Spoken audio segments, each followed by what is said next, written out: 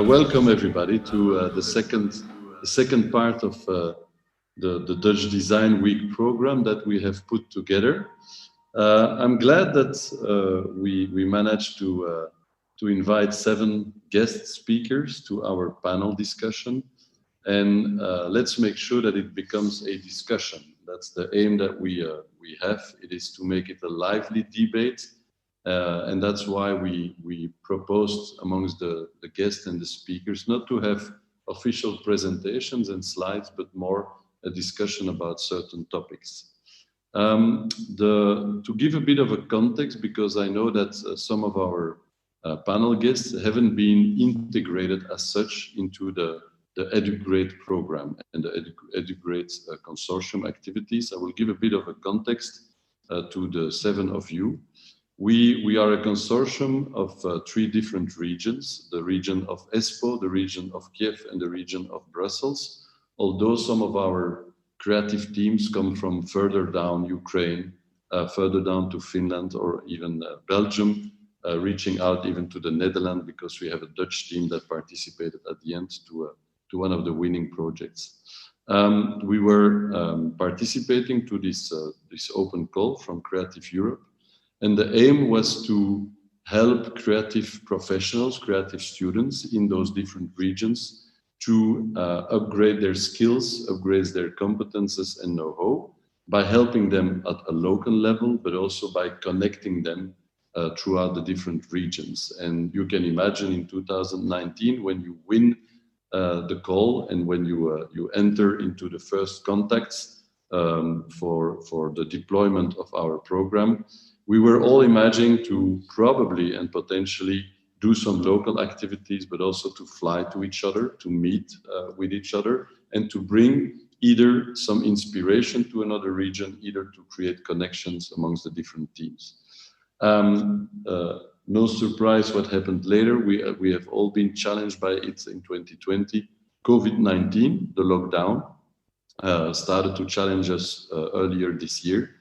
And we had suddenly, on a very agile way, but also on a fast track, we had to decide what to do, either to postpone it to maybe 2021, 2022, or even later, or to just grasp the opportunity and try to change from an offline kind of collaboration to a hybrid model, and to see what we still could continue to do at the local level, but also how to connect those teams at a global level. And using the different technologies. So we decided as partners to go for that.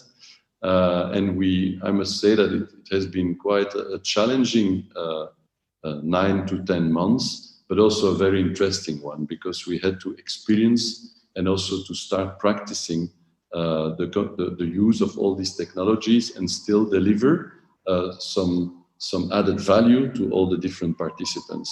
And from a first part of the year where we try to inspire the different teams by providing them keynote presentations online, we went into the summer period where we had a quite fabulous and unique experience to have an online hackathon, during which 48 to 72 hours we have been challenging and helping the different teams using a platform, but also an open community through a partner called UltraHack. After the hackathon, we selected some teams, because in total we had more than 30 teams participating from the different regions. We selected what we think were the 7 winning teams from our program. But even if they were not selected, it still means that at a local level we continue to support the local teams. We went into a prototyping phase that was organized at the local level. And now today at the Dutch Design Week, we offered to the several teams the opportunity to shine, because the Dutch Design Week, for the one that has been following it, and Lorenzo is one of the local players, but it's one of the strongest experiences that you can have, and one of the strongest weeks that you can find in the world. They had to change also themselves from an offline hybrid model to a full digital Dutch Design Week, offering some 3D exhibition spaces, also offering the opportunity to just exhibit and explain your project, to have lively live stream sessions like now. So that was like the next step that we had to organize and to try to imagine. And today is certainly not the end of our program. Our program officially is still lasting till the beginning of 2021. But we also believe that based on the experience that we had with Kiev, Espoo and Brussels, that there is something that we could continue after the program, because we have created a kind of community behind EduGrades, and we also have been using the different technologies to foster and to help our different teams to shine further. If you saw this morning the different teams, because we were connected as of 9:30, and we provided to the teams the opportunity to present themselves quickly. We have different type of projects. We said to the teams, you can come up with any kind of theme. We are not limited you to a certain theme that you need to choose in, or like a variety of, or a proposal of themes. It was a very open call. And we've seen like some people working with nanotechnology. We have people that were working on the shape of new small houses, mini houses, like inspired from Laponia. We have people working on prostheses. We have people working on a robot that can clean the beaches in the Netherlands, but also further down the Netherlands. Somebody creating a new type of media, the pink glasses that help us to look differently to challenges that we are facing, etc., etc. You see that the projects that were coming up came from very, very different perspectives, and I wouldn't say that they were like all bringing back similarities in what they were presenting. So that's the context in which you are now. Why did we invite you? Because you are professionals in I would say, I would not limit it to design. I think you are part of the ecosystem of the design world. You're coming from different countries. Somebody is from Poland, somebody is from Belgium. And we wanted, on one hand, have a bit of your insights and your feedback on what is happening today in the industry, in the creative industry in which you operate every day. And we also wanted to know if many people are writing these days, they're writing some papers about the radicality of what we have to do. So we talk about radical design. I was even listening earlier this week from somebody from Philips. He was talking about radical empathy. So people seems to push us and to encourage us as creative people and designers to think about the radicality of our profession and of what we are doing. Is that something that is already on your plate today, or that is already touching your organization and your communities? That's certainly something that we want to hear from you. I will, in terms of process, I think that I will ask each of you from time to time to answer one specific question.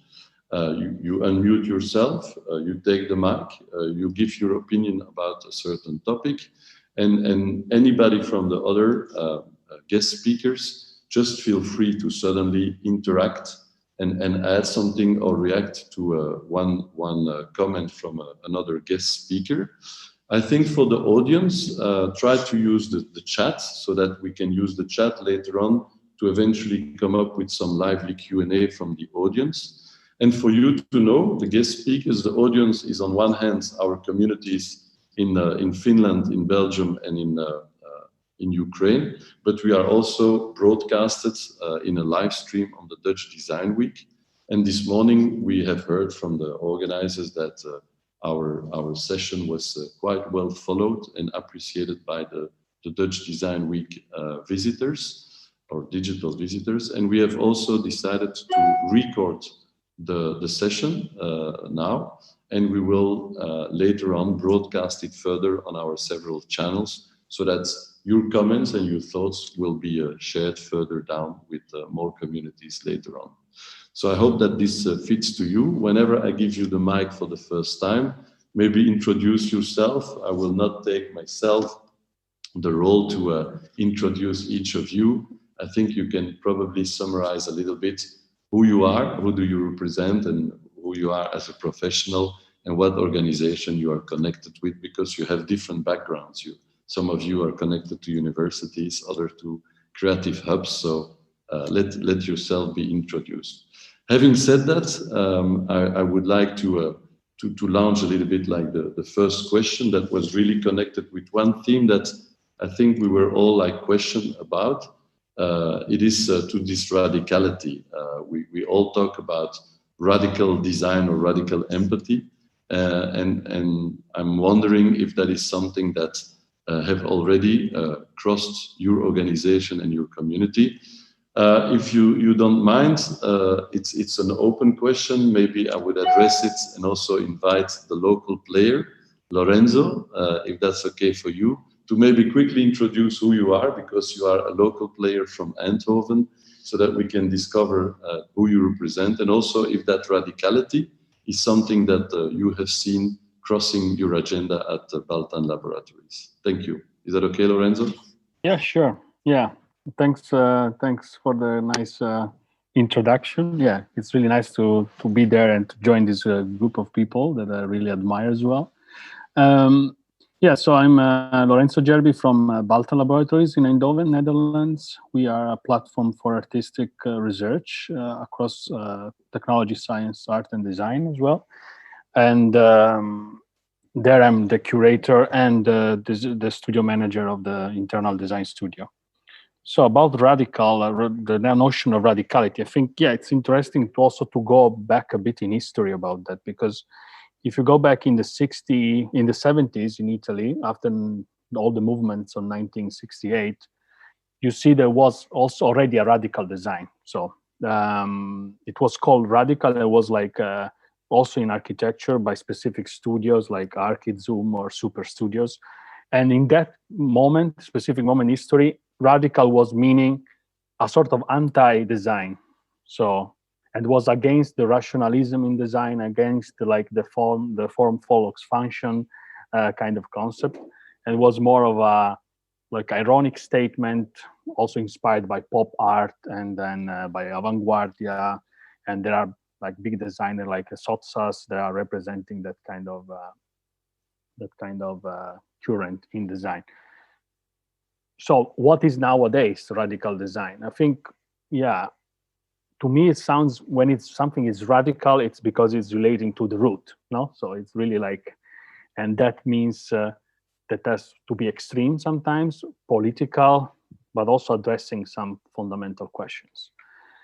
And I think now it's the moment to call it radical, because the fundamental questions we are there are because of crises that are in the world around us, you know, like, well, of course we have the environmental one, but of course we have now a health crisis, an economic crisis, and those crises push us to be back to the fundamental questions, no, back to the ideal, back to the idealism that we kind of forgot because of postmodernism in between. So to me, that's about it. It should be something that it's questioning the fundamental question of our societies, and it's addressing them in a very strong way, in a way that we cannot be left indifferent. So we have to take a position with it.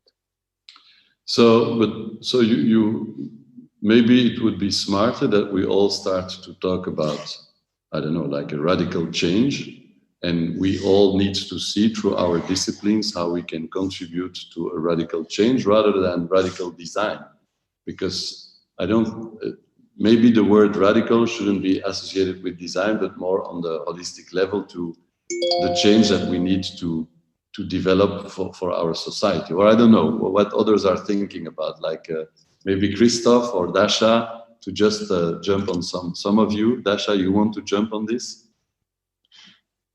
Unmute yourself, and present yourself. Yeah, hello everyone. My name is Dasha Tsapenko, and I'm originally from Ukraine, where I got a background in architecture. And then I moved to the Netherlands, to Eindhoven, where I also obtained a master in social design. And at the moment from Design Academy Eindhoven. And at the moment, I'm based in Rotterdam, where I run my design practice.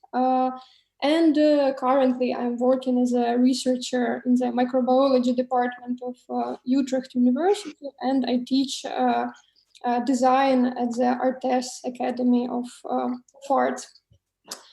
Yeah, I guess, yeah, it's a hard topic about the radical design, and I agree with you, Alan, that I think if we talk about radical, it makes sense not only to talk about design, but to talk in general, because design also covers a lot of questions. And yeah, somehow I also wanted to, it was nice that Lorenzo started from this 60s, from the history of radical design and architecture, where the main intention was basically to break this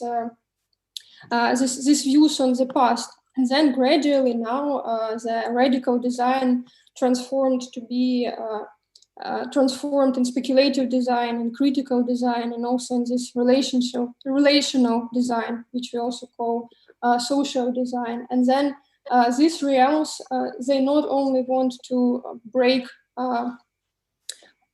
from the past, but they also question actually how we do it, which I think is very important. And if these three niches were kind of very broad and narrow even 10 or 15 years ago, I need to say that now they became quite mainstream, especially in the fields of design education, in the fields of academia and institutions, which I think is great, but also the danger in them is that sometimes they can be quite decontextualized, and we need to do something with it. So I think at the moment, in my personal opinion, radicalness, the new radicality is interconnectivity. And, we as humans need to really realize our role within the environment, and really not only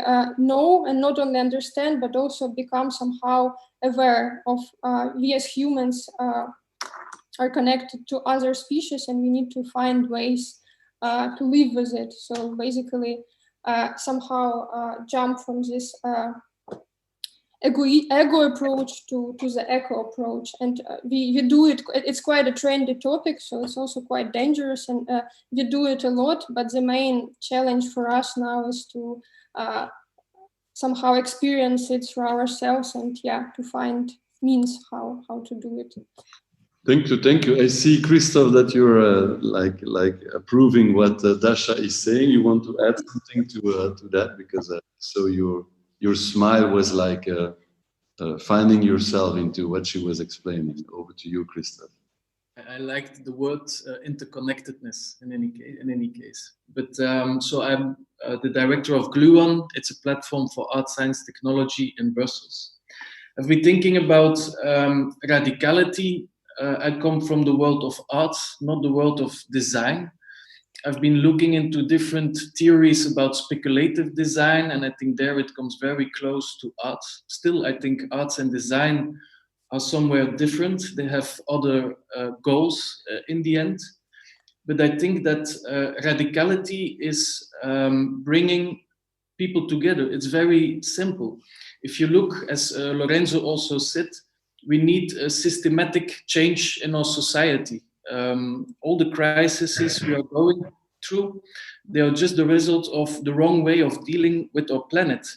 So this needs radicality of entrepreneurs to think outside maximizing profit. It needs radicality of artists going outside their bubble of high arts and showing their willingness to work with other people. Also researchers who have to go outside their labs. And I think bringing all these people together gets a radical situation where you can really have impact and change things step by step. And I think in Europe, one of the beautiful projects that is stimulating this is the STARTS Prize, Science, Technology and Art. It brings together research institutions, companies, musea from all over Europe, and their main mission is to stimulate this crossing border collaboration. And just going to give an example of one of those beautiful projects that maybe give an example of that sort of radicality. It's a project that is called Codes of Conscience, and it was like stimulated by Raoni Mituktiri, who was an indigenous leader in the Brazilian Amazon forest. And he brought together engineers, but also IoT people to create systems that prohibit very heavy transport from entering into the Amazonia. So I think this was a wonderful project. Also artists were involved because they made little sculptures of this these technologies that you put outside on the trucks, and they send it to the big COs as a form of activity. So maybe it's worthwhile to look into it. It's a good example. Absolutely, absolutely. Thank you. And by the way, I was visiting the STARS projects at the Beaux-Arts Museum in Brussels recently, and amazing indeed to see what they all came up with in these different projects. I know that this kind of challenging thoughts about radicality, but also about our profession, who we are, what do we need to bring to the society, is often also like crossing your own mind, Eva. So what do you think about what Christophe, Dasha, and Lorenzo have been saying? So over to you. Okay, hi, hello everybody. I'm Eva, I'm from Poland. I'm located in Concordia Design in Poznań. So we are the first design center, private design center in Poland. We have now 2 locations in Poznań and Wrocław. And also we deal a lot with art in another building and with prototyping in our 4th building. So we own some different spaces, and I definitely like the way that Christophe is also thinking about dealing with challenges, is inviting as many teams as we can around the table. So artists, of course, engineerings and scientists and normal people, customers. And so, yeah, this is what we are trying to do. We are more like a platform, and we are not designing another chair, but we are more trying to design new solutions and ideas that can help. And I would say that probably we need a radical change, as you said. And I think it's not about designing new products, but let's use the design thinking methodology, because I think it's still quite efficient and working well. But to design a new radical world, probably. So that's probably crossing the minds of all the projects that were pitching in the morning, and also probably are also radically changing our mindset, our design studios, our companies, and our cities.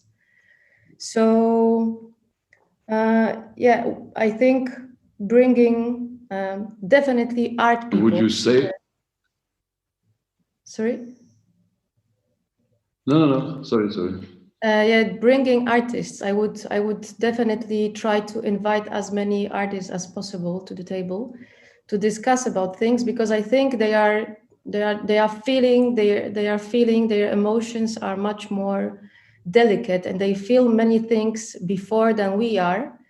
And these different perspectives are giving beautiful solutions. So, yeah. And the dream that we all had, of course, was, or that we are still, I think Kari is an advocate of that, but also the teams of K-Fund and Go Local.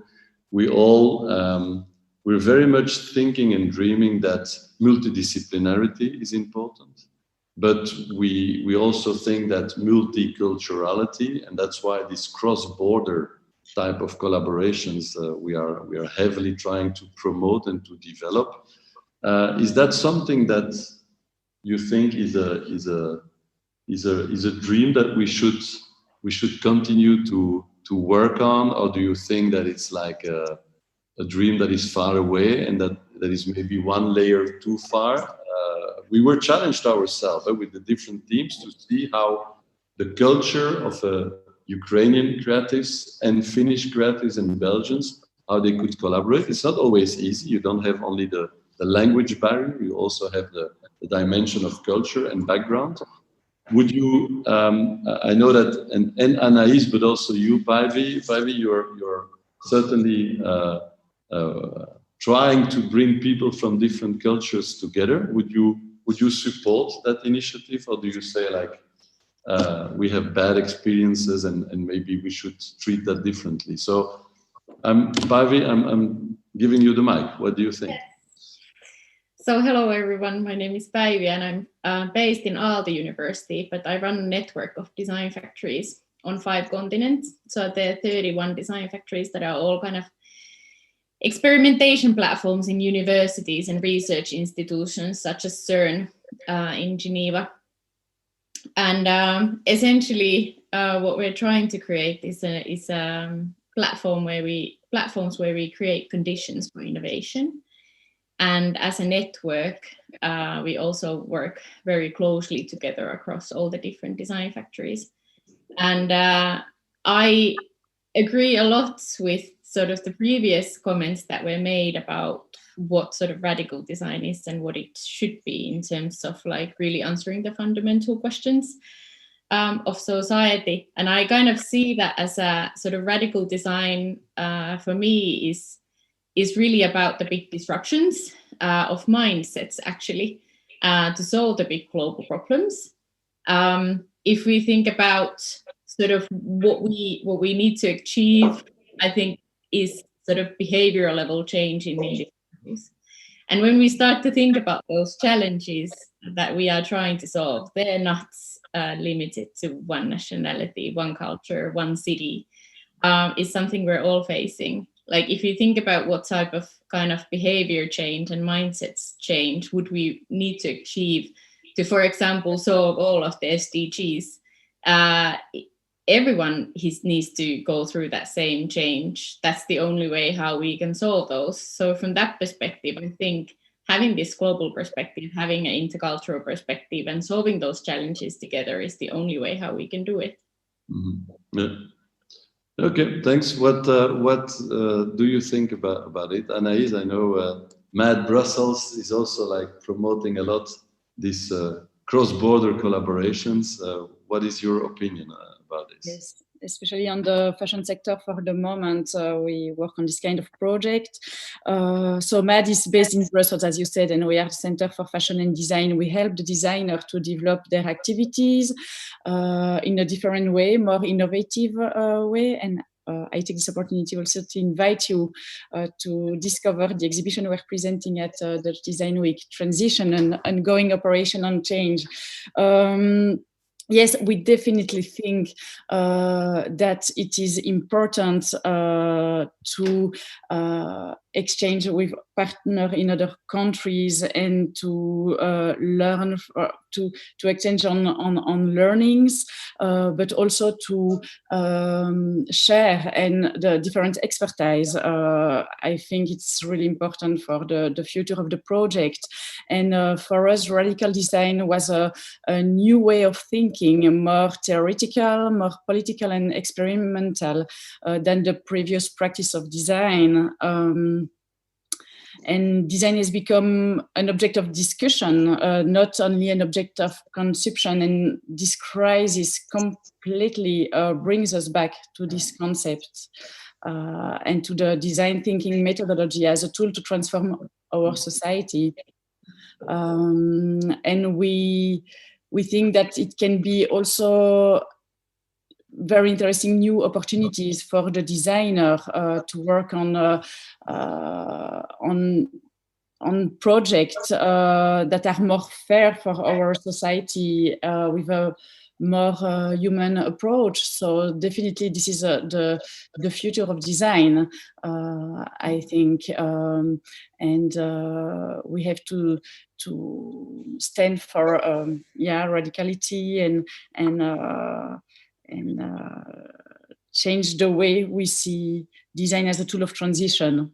So we shall have a minister of design in our several governments. Is that like the next step that we should go to have Ministry of Design That would be fantastic. Okay, what do you think about the Minister of Design, Peter? And present yourself as the last guest speaker. Yeah. So I'm Peter, and I've been an entrepreneur all my life. So I spent many years as the mighty eagle at Rovio, Angry Birds. So we built that into the fastest growing consumer brand ever. And then also in 2008 started SLUSH together with a few friends. So that's now the biggest and best startup event on the planet. This year, obviously not taking place in physical form, but last year we had about 20,000 people from 160 countries in Helsinki in November. And all of you who've been in Helsinki in November know that it's not the best time of the year necessarily to visit, that it's cold and it's dark and there's slush on the ground. So it's not the Silicon Valley, it's better. And it's better because we made it so. And I think that this is actually also part of kind of like doing things radically different. So if we kind of like look at the radical design and all of that, everybody else runs around and telling people that, oh, we are the Silicon Valley of this, we are the Silicon Valley of that. I mean, if you go to Beijing, they will tell you that they are the Silicon Valley of China. And the following day you're in Hangzhou and they will tell you the same. And then Tokyo will tell you that they are the Silicon Valley of Asia. So we decided to be a bit radical and actually like say that we're not the Silicon Valley. So that's why we won. But anyway, I think that it's very interesting to listen to kind of like the thoughts there, because I think that I agree with pretty much everything so far. And one thing that I'm doing now is also working on a bit of a bigger design. So connecting Helsinki and Tallinn with a tunnel. So we're basically designing a new metropolitan area, bringing together two capitals. And that's something that's pretty cool and will involve like a lot of design. Then I think that I think that the idea of like having a minister of design is probably not enough. So I think that it's a very good question what we actually need, because I think that what I heard all of you saying is that we need to do things radically different, and maybe that's true, but I think that what is kind of like missing is a bit of a, I don't know, kind of like a master plan or kind of like a bit more of a blueprint of like the new world and kind of like the new world order. And I don't think that we're not actually doing as badly as we think. So I think, yes, we have to sort out the climate change, but I mean, that's not like gonna be like that difficult. So, give it a few years and we're there. And, there's lots of solutions. We just need to kind of like make them happen.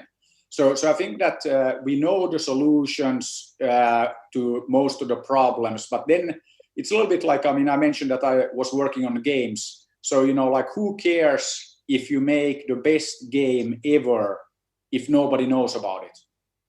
So if you don't kind of like share that with the world, and if you don't tell people about it and all of that.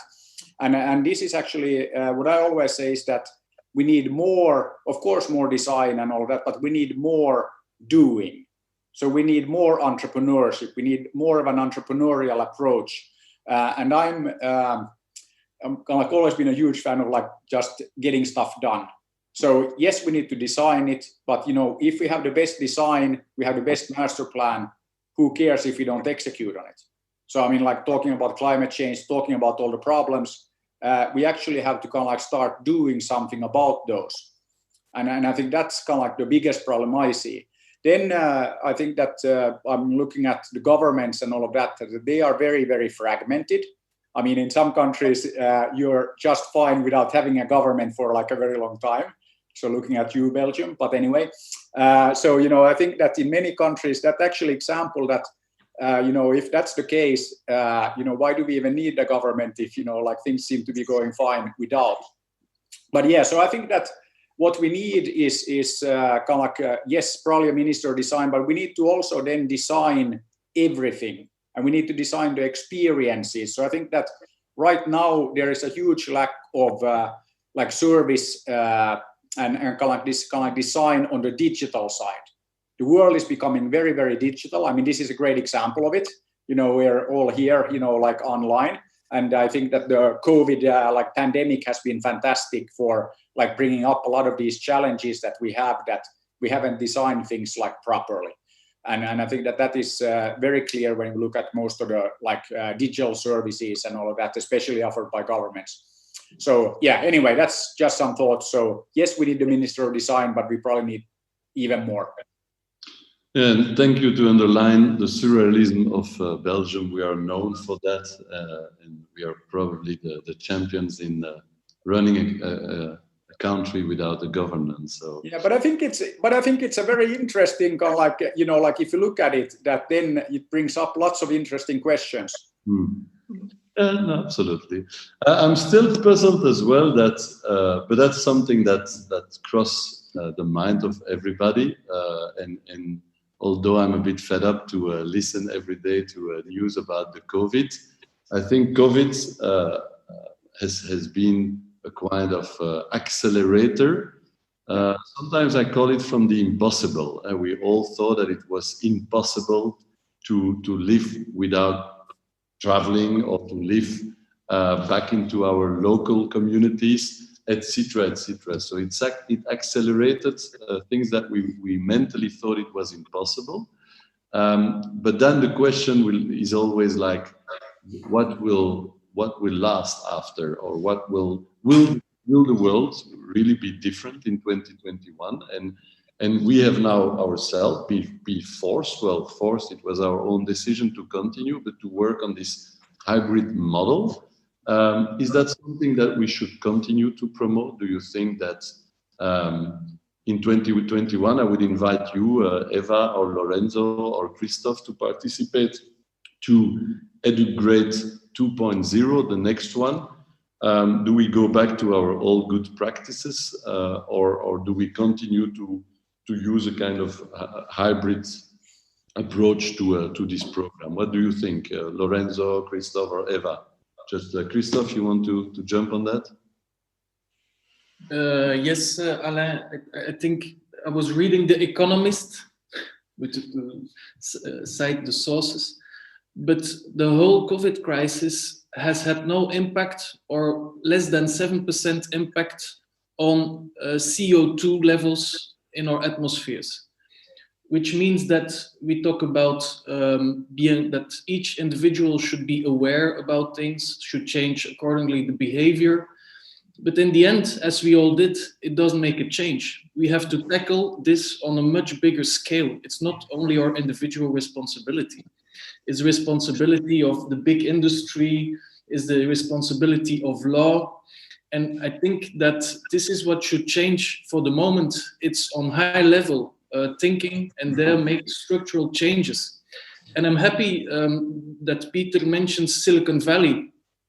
I think, what has Silicon Valley been doing during the crisis? There was no quantum blah, blah, blah. There was no AI solutions. That's because there were bubbles on their own, industrial innovation bubbles apart from society. And I truly believe that in Europe, we can make a change there in the creation of new innovation models. And Ursula von der Leyen, President of the Commission, has been launching the Bauhaus ID, where you bring people and institutions together to create new changes, which is also a political decision. Both Bauhaus was also established before the Second World War in a time of populism. So they had to close down. Today, we have the same problems. We are having ecological problems. We need to change our cities, but we also have problems with politics. So we can only hope that Europe, and I'm very pro-Europe, can change this with large consortia and laws and so on. But it underlines the fact that we need to tackle this. And I'm also, like you, a quite European lover and citizen. I believe that we, as a continent, we really have a role to play in this debate, but the interconnections between the different regions will remain important, because, like you say, at the local level, we can all start to operate differently, but we can only come to a result if we all fight it together. Eva, is that something that strikes you? Do you think that COVID will change forever the way you operate in Poland through your 4 locations, or how do you see that? And Lorenzo, I will come to you after as well. Yeah, I agree with Christophe that it has to be a bigger change, but I would still try to challenge everybody to start with own self, because I think it depends a lot. How far do we go with the earth? I think if we all decide on going vegetarian at the moment, and we will ask 5 other around us, then the world will step by step start to change. And I think that in March, where we were all nearly on the world suddenly locked down, it was a change that we all never assumed that will ever happen. Were we thinking last year that we will be locked down? No. So radical change appeared, and we had to be close, everybody all over the world at home. And actually, some of us even enjoyed it, right? Because we thought that we are finally at the closestness of nature, bringing deeper relation with the families. We suddenly had time for things we never had before. And I was even thinking that I will never go back to that period where I was working so heavily. And here I am back, and now I'm looking for new challenges and new solutions to my company and to people that work here. But I would still think that we should look for the quality of life. And does the quality of life depends on me traveling to Greece or to Italy and looking for sun, or I can find it just here locally?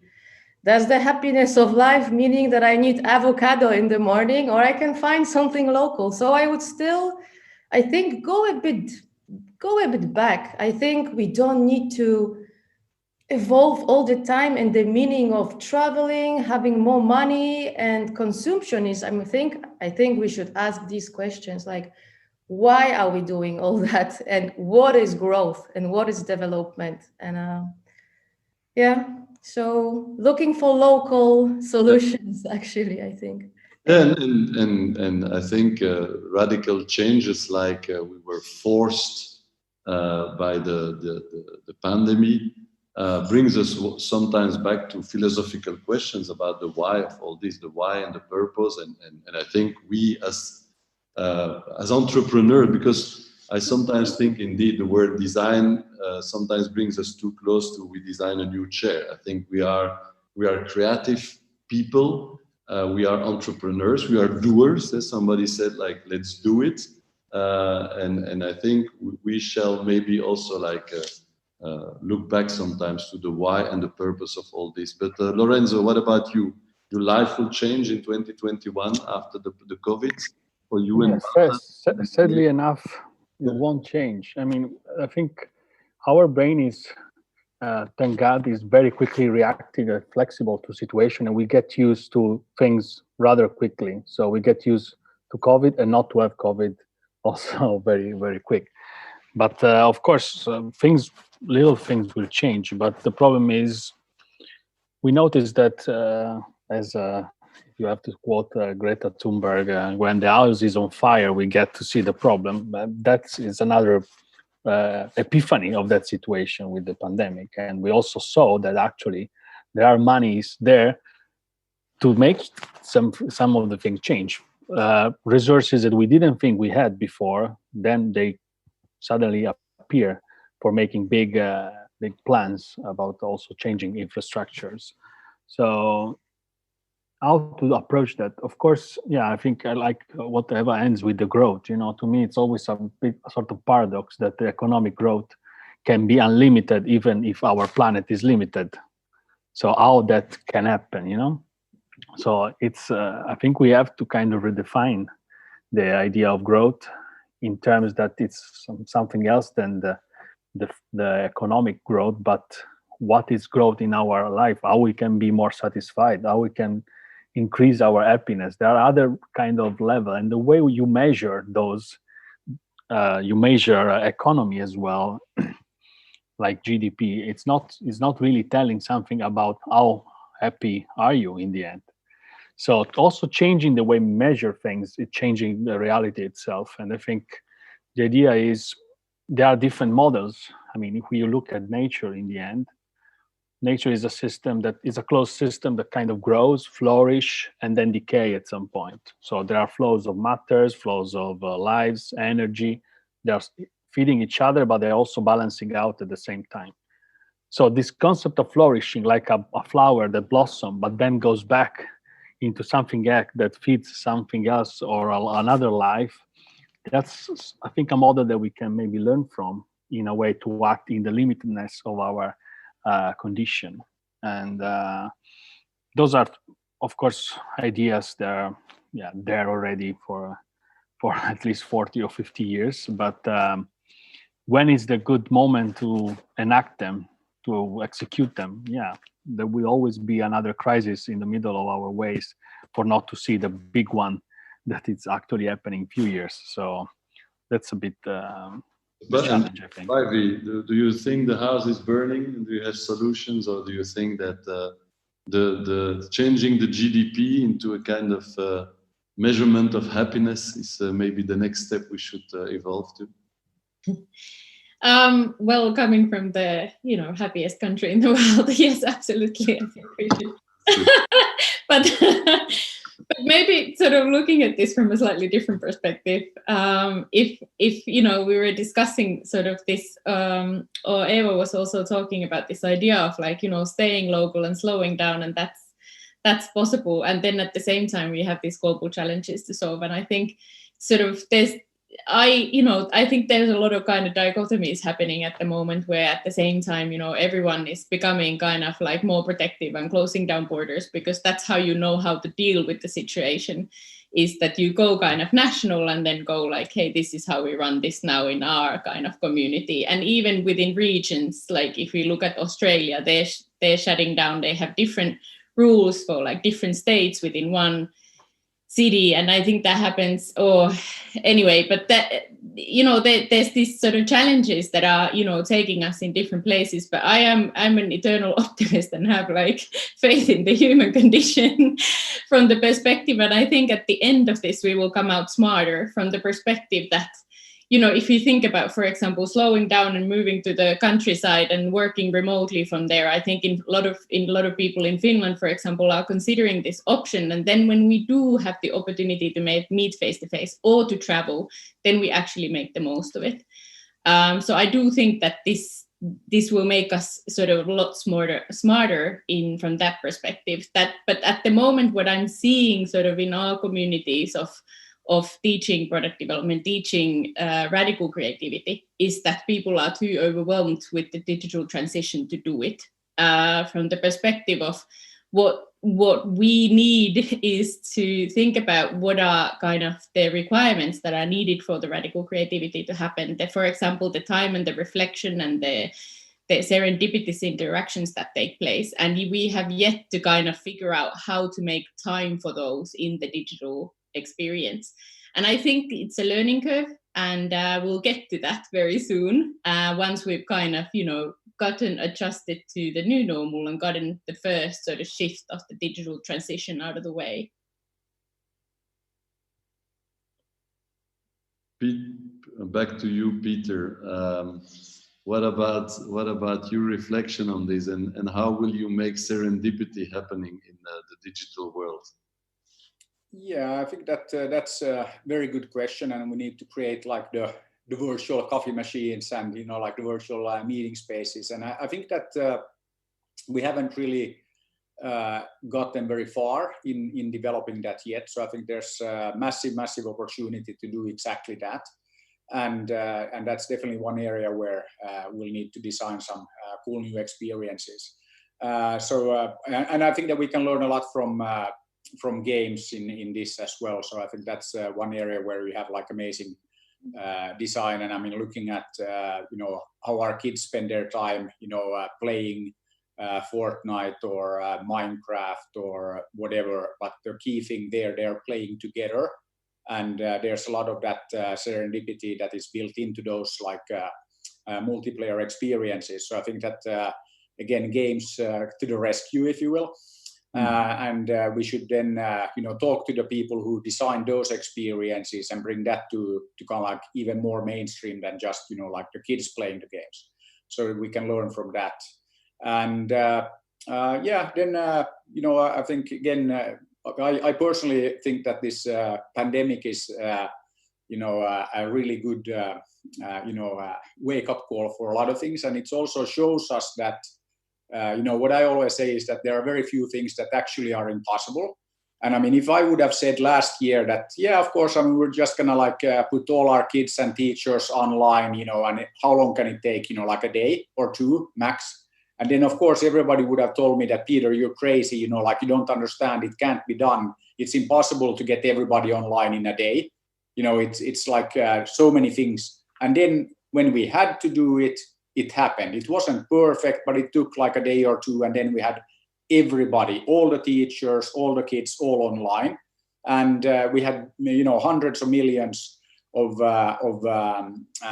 students that went through this. And it wasn't perfect everywhere. And there were huge problems, different parts of the world.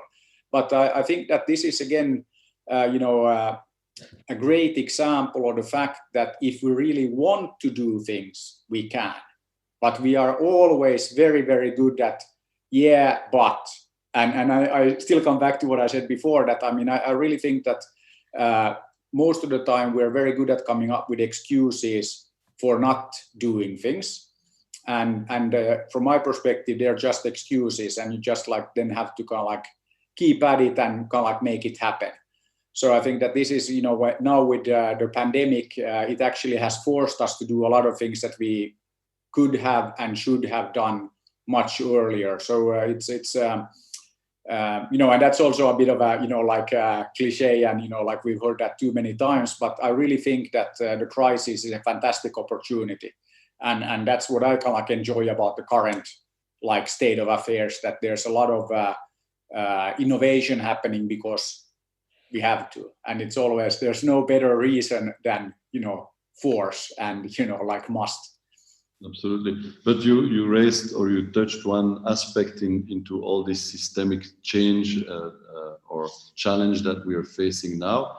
You raised the topic of education, and I think you, Dasha, you're educating people in the universities and schools.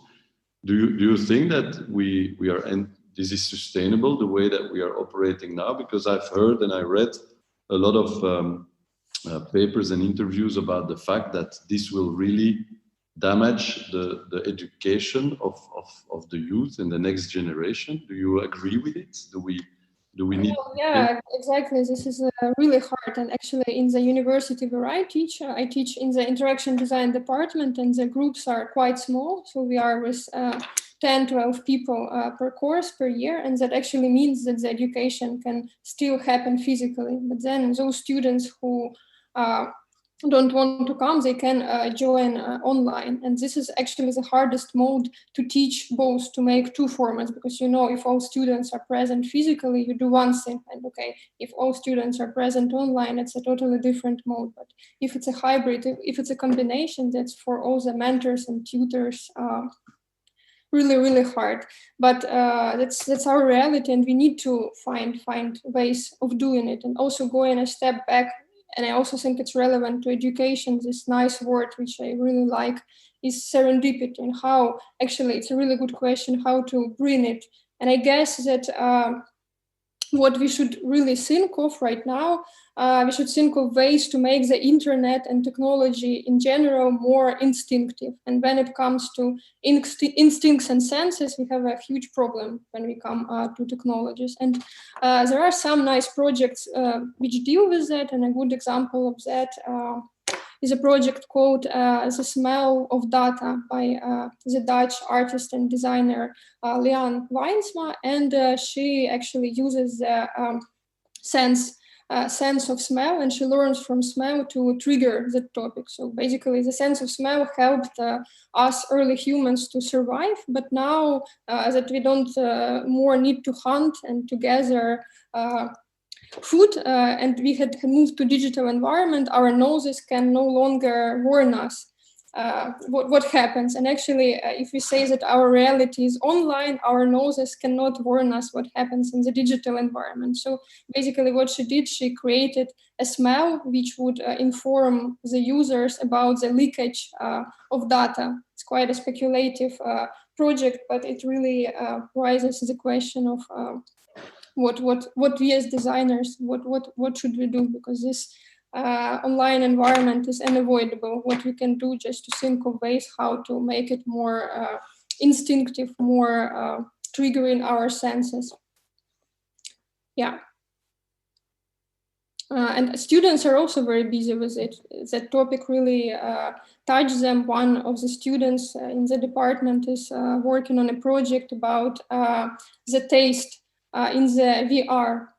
So basically, when we are in the VR environment, our taste senses are not activated. So she uses natural ways, but also digital ways to trigger the taste, which would correspond to what happens in the virtual reality. So I would say we need to take tools that we have and just find ways to use them. Also, another example which comes to my mind is a project of my friend, which is called Vivid Text by a German interaction designer, Annegret Bornemann. So it's a really simple thing which she did, but then it really makes a difference. So she uses the technology of facial recognition, and then she transforms that into chat. So basically what happens when we print our texts, when we print our diaries, or if we type something, then the font translates our emotions. So if we are angry, the letters start to shake. If we are smiling, then they suddenly become red or something like that. So the text really reacts on our emotions. And of course, we can't say that would be a substitute of real things, but still these are bridges that build connections between the physical and the digital realm. And although Anaïs, you with maths, you are not directly a university or a school, you educate also quite a lot people, and you let them experience and experiment into your location. Likewise, I think Christophe and Eva and Lorenzo, you are physical hubs where people can meet and contact each other, connect, and have this serendipity and work together. You see math also in 2021 changing totally. Would you, if you would have an amount of money, whatever the amount is, 100,000 euro or 500,000 euro, you would have it available for math. Would you invest in like more walls and more space in the center of Brussels, or would you invest in technology? How do you see your own practice like changing in next year due to this, maybe COVID or not? Maybe you took just decision based on the pandemic and what is happening now. Yes, of course, it is very sad to see our very beautiful building for this moment empty. But we still hope that there will be a lot of life in the building in the next year, and that the resident will be able to work and to use the space. And of course, we turn all our activity digitally as well. We organize webinar, and also all our events turn digitally for Milan Design Week, Dutch Design Week, and we try to adapt, but we still hope that this will be part soon of the past. And of course, we would like to invest the money to have a building with a lot of life in it. So we'll see. If not, we will adapt like everyone. And I definitely think that it would be interesting for the designer to think also on solution to bring digital more instinctive and connect to our sense. That can be also a nice way, a nice project to work on.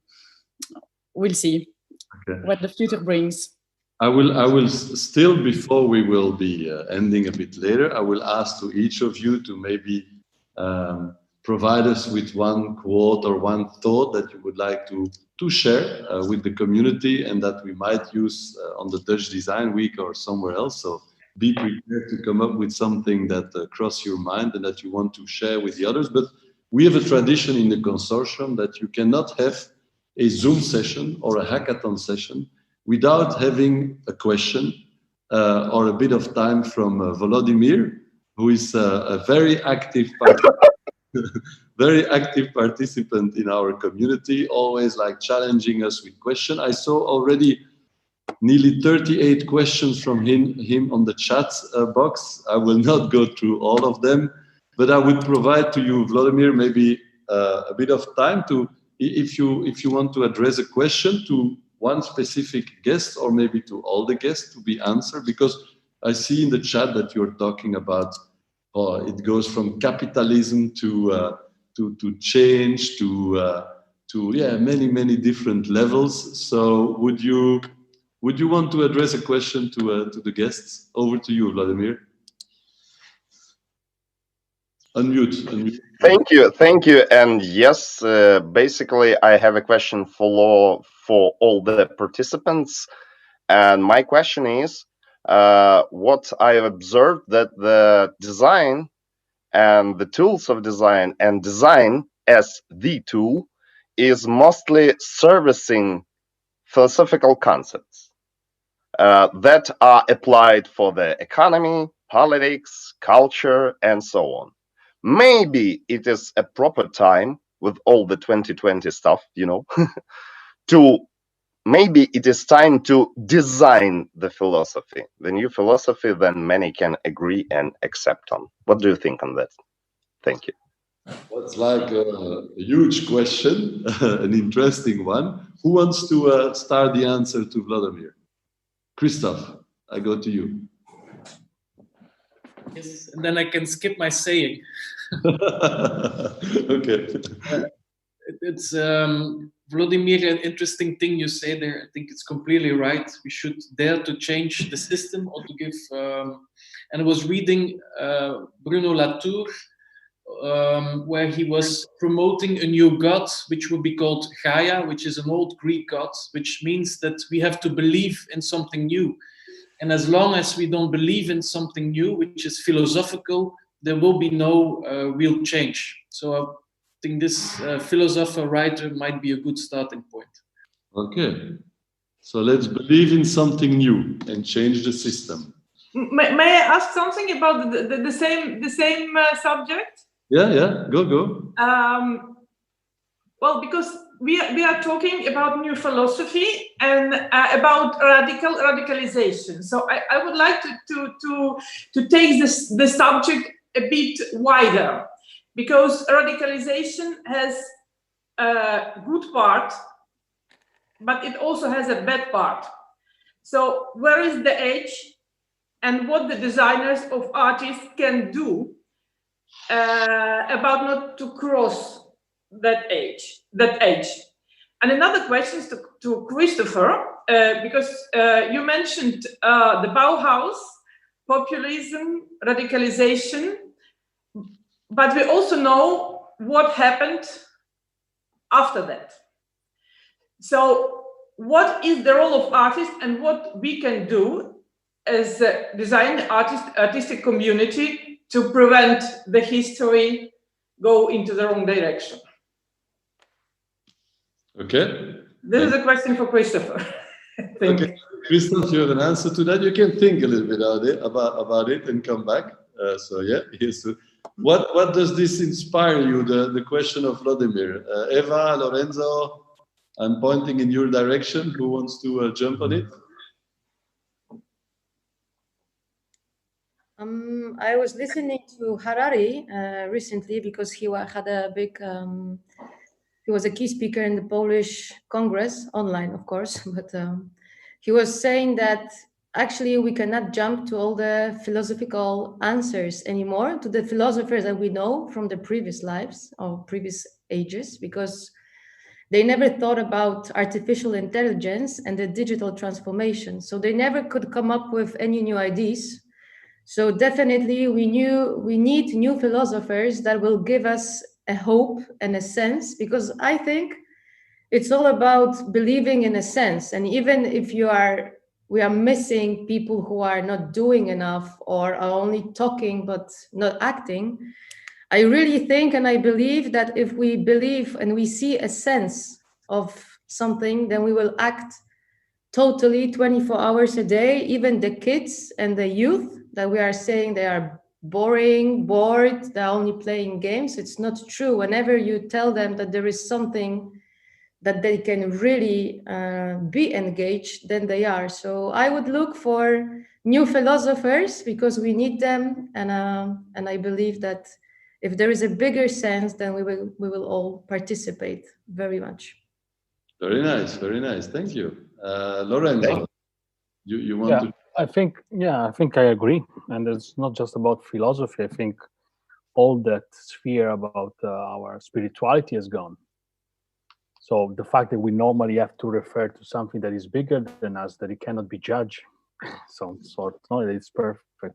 But I think instead of going to look for other philosophies, I think there are already a lot of philosophies there. They are maybe not the one that we are used to. And I look to the philosophies of Africa or in other culture in which the relationship between the man and the nature is much more connected and part of the whole. No, not the man above nature, but the man in nature. So I think now we are already a lot in talking about post-Anthropocene. So what's telling about, okay, we are under the Anthropocene area, we have to look after the man, and we have to look how other models are playing with the concept of nature and our relationship with it. But I think when we are talking about Anthropocene, we are talking about our history. We are talking about our Western perspective. But there are other humans that we didn't even listen to in terms of also philosophical thinking. So in those cultures, there are a lot of examples of how then we can create a new system of beliefs that can guide us through these times. And then I think we should look around us, maybe solutions. I don't like to call them solutions, but idea or way to tackle things are already there in the culture that is not our culture. So I think that's, to me, is connecting also to when you said about this kind of boundary crossing creativity. We have still a lot to learn from each other before even coming up with the new thing. So let's look around. Dasha, I see you're raising your hand. Or was it just, yeah? Unmute. Sorry, unmute yourself, Dasha. Dasha? Yeah, do you hear me? Yeah, perfect. Okay. No, I actually wanted I totally agree with Lorenzo, and I wanted to say exactly the same. And actually, even talking about philosophers, I agree with Harari and with Eva that we need new ones to talk about technology and about our society, and also with Lorenzo, who says that we already have old philosophers, but also we have a lot of indigenous knowledge that we can teach ourselves a lot. But even not talking about philosophers or that, we can simply take fairy tales and talking about our relationships with nature. Even in fairy tales, we see humans that are able to talk to nature, right? In the fairy tales for kids. And even from there, we can learn a lot. And this is actually a good time to go back to these fairy tales and to reconsider our roles as humans. And also another interesting thing with nature, I was recently reading an interview with an Irish poet, Arthur Kinsworth, and he was telling interesting thoughts that I resonated with. So what he told was actually that the concept of nature, the problem is that we see it as something separate from humans, right? So we are humans and we either visit nature, we exploit nature, or we protect nature. So we see ourselves and nature as a separate thing. But in some indigenous communities, there is no even such notion, no even such word as nature, because it's one big thing, and it's also something to think about right now. Did you find already? Thank you. Did you find already your answer, Christophe? Yes. Well, I find it difficult to look at Bauhaus as a failure. Of course, they had to close down. Everybody knows that under the Nazi regime. But the moment it closed down in Germany, most of the brilliant people like architects Gropius, Mies van der Rohe, but artists like Albus, they moved to the States. They founded the Chicago Bauhaus. They were teaching at a fantastic summer program, Black Mountain College. They founded a new lab in MIT, the Center for Arts and Visual Studies. These were all programs that brought people from different fields together, which is exactly what we are talking about. And even in the 80s, people went to the States from Europe, big artists, to look what happened there, and then they founded their own some sort of electronic Bauhauses here in Europe, which is ZKM, Waag Society, Ars Electronica in '79. So this is the factor of serendipity. They didn't fail. It was taken over by other people. And also when you look at economy, the serendipity, IKEA, it's a part of Bauhaus. I mean, this is a success story. No. I meant something different. I meant what happened to the mankind, what happened in the history of Europe.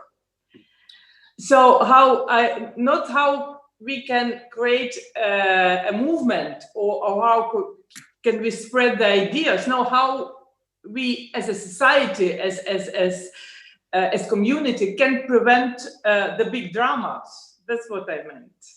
So it's not the Bauhaus failed. The humanity failed. Yes, but I don't feel myself very in the right place to give an answer to such a question, really. Okay, but thanks for that, Elena. But if when I hear where we are now debating about and we talk about new philosophy, new concepts, like new way of thinking, new sense, what could be our role, like to Päivi or to Anaïs as well? It's more like, what is the role of our networks and our places? I think sometimes, and I still like that, I met in the 90s a professor, Joël de Rodney. He was always talking to me about collective and connective intelligence. But we could become like the resonance of that new way of thinking, because we are, I think, very resilient rebel type of organizations and places, and we could become the resonance, unless one of you will become our new philosopher, but we could also become like a kind of places of resonance of that new way of thinking. What do you think about that, Päivi?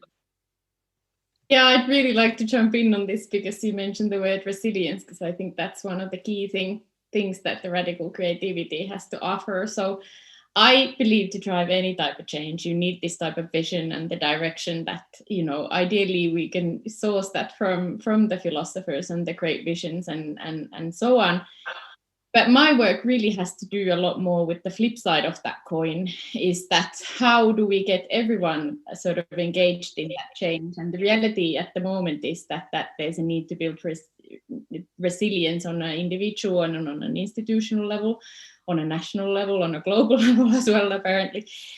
And that resilience really, I think designers and creative artists have this sort of amazing capacity, whether it's through intuition or through rigorous training or the right methods, to kind of live in ambiguity and be able to unpack sort of those challenges and back the context and the situation into something that can be done tangibly.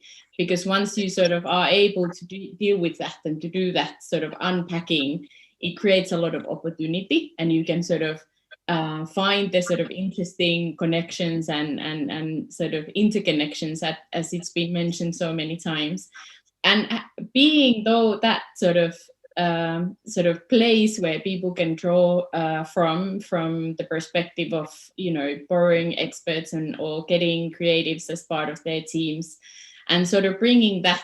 I think Volodymyr also mentioned a lot about complexity, and the more complex things are, the more we need individuals who are comfortable in that complexity. And I think creatives, radical creativity is what is needed in those situations.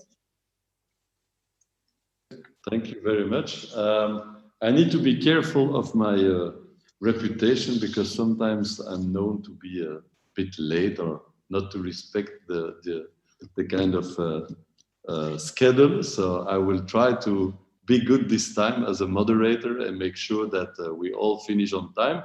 We still have like 10 minutes in front of us, during which we can close up and by the way, I will be thanking each of you, because I think it was a lively and nice debate and discussion, like I was dreaming about, to have something quite informal where we can all interact. Thanks, Vladimir, to participate to it, by the way. You still have something to add, you want? Oh, wait, we still have a challenge from Vladimir. Okay. Can I? Yeah. Thank you. And again, thank you everyone for the inspiration and the experience. And now basically I have a very interesting insight I want to share. Maybe it's not so interesting, okay, but I have an insight that I urgently have to share. And what I see, that our basic education and culture and many people on earth, I won't say humanity, I won't say all people, but many people still living, operating the concept of polarities, good and bad, white and black. That's a very practical tool to make some achievements and make some things done. But maybe we should, from the early childhood, from the very kindergarten, from the very basic school, taught people the model that all things are good and bad are polar in comparative, in context. Maybe we should teach from the very beginning that the complexity is natural and good, and everything changes. Not stick on something. Everything changes, and complexity is good. And what is good for A, bad for B, and so on. Thank you. Thank you very much. I will just do a small round table, if you want. You're not obliged. Anaïs from Maths apologized, but she had to run away already. But the 6 others that are still with me, if you want to give one takeaway for the audience, or one thought, or one things that cross your mind still, please do. I don't know who wants to start to share something with the rest. Lorenzo, up to you. Yeah, I was looking at the chat, and I think there was an interesting statement from Matti saying, "Can we start getting rid of the hero designer culture?" I think it's happening already. If I have to see, also maybe Dasha can confirm. If I look at Design Academy, for example, the idea of the next Martin Bass or the next star designer is not there anymore. And this is not maybe from the school side, but from the student side as well. The people are getting back to work as groups, not as individuals, as part of the group, not with the ego kind of compensating on the hijacking a problem to create your own visibility. So I think this is something that maybe will change differently in different times in different countries. So maybe, I don't know, Matthew, where you are from, but I think in the Netherlands, this is already happening in that terms. And I think that's also aligning with what we talk, you know, like, yeah, we are part of a collective, and it's difficult as a collective to work if there are egos involved, and that makes, yeah, maybe sometimes even impossible to do it sustainable, not just ecologically, but also psychologically. So Okay. I think that's a good takeaway, especially because we are, I mean, the day is about also design in some way, and the problem we are dealing with. I think this is a nice attitude that we should all take in consideration when addressing those problems. Okay. Eva, something to share with the audience? Yeah, I think my insight would be that no matter where we are, okay, we are still Europe, but I think even if we would have somebody from Japan or Australia, we are dealing with very similar problems, and we are very similar at the end. So that's probably, I think, still an interesting thing, that we as humans are quite similar and the needs are quite the same everywhere. And at the end, we also have more or less the same opinions. Maybe next time it would be nice to have somebody who is triggering us a little bit more, so, and has a different perspective, because we seem to have quite similar opinions from the design branch or creative branch. And I also, I think, would like to refer to the Anthropocene, what Lorenzo was saying, that actually at the moment, the impact of human on Earth is not very positive. So if we could change that and try to co-create the world in a better way, and cooperating much more, because it seems that politicians are not doing their job very well. So maybe we should start kind of anarchy and bottom-up initiatives. So happy to cooperate with anybody that needs. More rebellion thoughts from Eva to share with the audience. So let's co-create the world and create a little bit of anarchy. Might not be bad. Peter, Christophe, or Dasha, Päivi, who wants to take the word? Anything more to share, Peter, Päivi? Christophe, you still have a thought? I think Peter is saying something, but we don't hear him actually. Peter, you will need to unmute because you are on mute. Okay. Yeah. Okay. Now you can hear me. So yeah. So I think that I'm all for like starting smaller and bigger revolutions like all over the place. So that's all fine by me. So I think that, but I think that it comes back to the kind of like doing things, and I think that there's not too much like stopping us from making things happen and changing things. So I think that that's also the only way to kind of like create sustainable change is typically grassroots and really starting bottoms up. So I think that that's super important, and I mean that's what we see in many places as we speak, and I think that will continue. So it's again no excuse for not starting revolutions and not starting, to do things. So I'm all for that. That's absolutely true. I think as well that you have seen resilient communities and places all over Europe popping up where people start to say, we don't agree with what is happening at political level, like top down, but we are creating a new bottom-up kind of movement, what is also something strong and good. So Christophe, we were interrupting you. You had something to still share? No, well, I think you have to start a new Bauhaus with all of us. Okay. We're going to write that proposal. I take that down as a note. Päivi, Dasha, we still have 2 minutes, so over to you. Well, I can maybe go start. Dasha, okay, Päivi, go. Kind of, building on this idea that Peter has about the doing it. So it's all about sort of getting stuff done, and in that spirit also experimentation culture. So really just starting with experiments. So we talk about radical design and radical creativity, and people often tend to think that means something really, really big, but the only way how to get started with it is to start with something small, unpack it into a small experiment and start doing it, because that's also how you build your networks with who you do it with. And that's how you build the trust with the people that you are doing with, because only in that trust can you actually, I think, achieve that place where you are transferring those experiences and that sort of tacit knowledge that is required for the No, I just wanted to actually recommend a really nice book that I'm currently reading, because we talked a lot about networks, interconnectivity, and how to work together, and that kind of resonates very nice with the world of mushrooms. And that's actually what this book that I wanted to recommend is about. It's called The Mushroom at the End of the World, and it's written by the anthropologist Anna Zinn, and it basically talks about our capitalistic reality and the world that we've created from a perspective of a mushroom, of a Japanese mushroom, Matsutake, which is considered one of the most valuable mushrooms in one part of the world, but also like wheat in another types of the world. And it's a really nice perspective on what happens, but from a different point of view. So I would really recommend all of you to read it. Thank you. But they are hallucination mushrooms or just normal mushrooms? Well, they could be hallucinations mushrooms. They're magic mushrooms.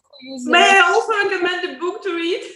Yes. Yeah. Well, that's what I wrote in the chat. It's Karel Čapek. It's a Czech writer who in the 20s and 30s wrote a book, How Human Created Artificial Intelligence and How Artificial Intelligence Strikes Back. Okay. So, thank you for sharing, Elena. We are 1 minute before 1, so we achieved the challenge. I want to thank the 7 guest speakers in the panel, because I think even if we are like-minded, Eva, and that's true, I think that we still touched on several aspects and points that I think inspired certainly myself. I hope you, Kari, with your community, Jelena and Igor with your community, but also people in the audience at the Dutch Design Week and in our several networks, that they will get some useful takeaways from this. But thank you very much for your contribution and participation.